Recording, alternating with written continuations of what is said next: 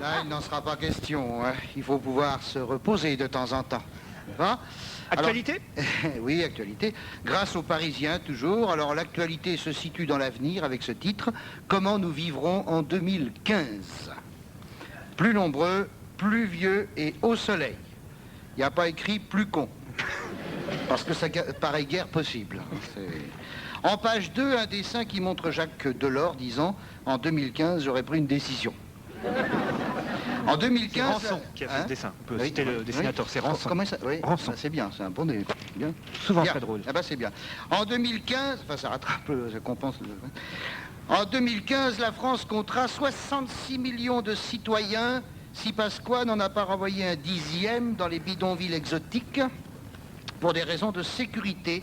Tant il est vrai que quand un nègre passe devant une bagnole, la serrure s'ouvre toute seule, aurait déclaré Bruno Maigret au congrès du Front National du 21 novembre 2014.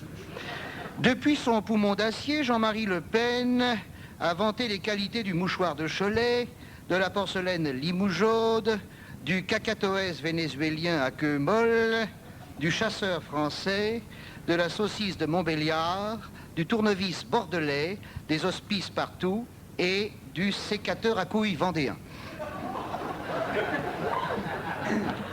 Après l'avoir applaudi en frappant leur main gauche contre leur cuisse pour permettre à la main droite de rester en l'air, les congressistes ont entonné le nouvel hymne du Front National, « Debout la morve ». Puis, après avoir dégusté une spécialité du terroir, le polichinelle, vous connaissez tous le polichinelle dans le terroir. Non mais prenez votre temps, hein, Les militants se sont séparés au cri de « Vive la Valstar étiquette verte »,« Mort aux Juifs »,« Dadou ronron »,« Laisse-moi tes coordonnées et enlève ta main de ma cuisse ». Ce matin, à 7h32, l'armée serbe est entrée à Dijon sans rencontrer de grosses résistances. On est toujours en 2015. On est en 2015, oui, je rappelle pour ceux qui nous prennent en route. Ça fait du bien.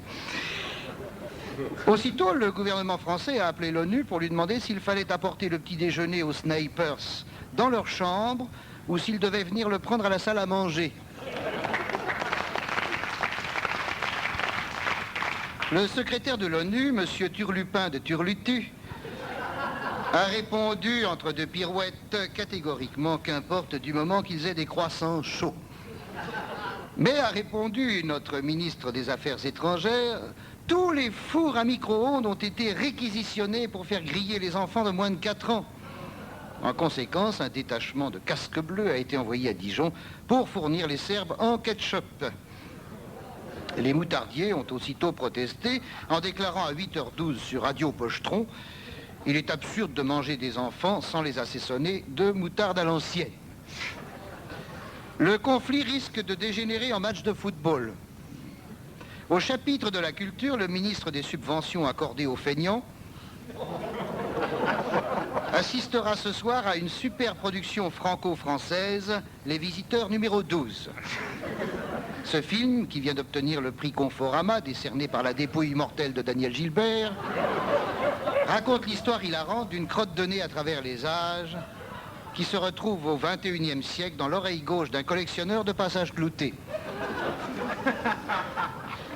On est toujours en 2015, hein, on est toujours en 2015, pour ceux qui nous prennent en route. Sport, le Tour de France de l'été 2016 prendra son départ en Colombie, sur les bords du lac Chicahualpec, Tixanu-Tikik. J'aime autant vous dire que j'ai répété, hein.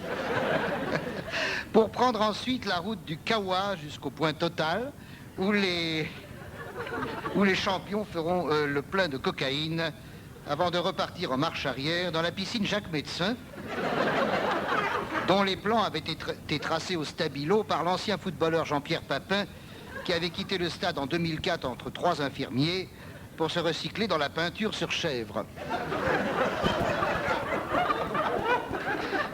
Il y avait un quartier cet après-midi à l'hôpital Bichat,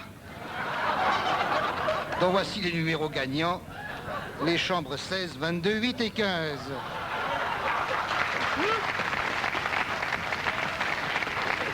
Ce garçon est fou. Météo, quelques températures relevées ce matin sous ma femme. 12 degrés à Paris, 945 degrés à Melun, où la centrale nucléaire présente un léger cataclysme, sans gravité pour les populations du Chili. Et maintenant, je vous laisse avec Laurent Ruquier pour Rien à branler. Écoutez, l'an 2015, vu par Patrick Font. C'est vrai, hein? C'est l'INSEE qui dit que nous serons plus vieux, plus nombreux et au soleil en 2015. Je ne sais pas trop ce que ça veut dire, enfin, qui seront encore à l'ombre, mais on verra bien.